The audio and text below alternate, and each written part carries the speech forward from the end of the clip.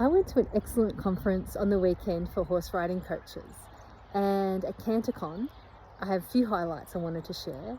One was from just generally that horse welfare is improving in Pony Club, Equestrian Australia, and riding develops abilities. The coaches now have to learn basic equine science. So, for example, horses aren't very good often at showing they're in pain.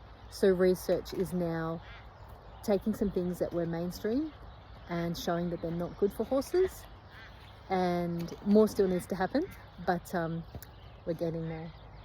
Secondly, that leads me on to Dr. Andrew McLean. He was awesome. I met him first when I was 15 years old at a show jumping clinic he ran up at Clonbernane.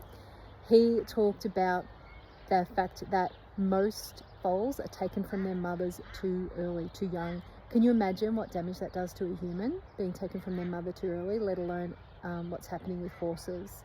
So behavioural issues that show up later on can be linked back to trauma of being removed from their mothers too soon and missing out on important bonding and education that their mothers give them. So that needs to change. Oh, and dogs are being weaned likely too early as well. Maybe could be why we're seeing a lot more separation anxiety these days in dogs. Thanks, Anne.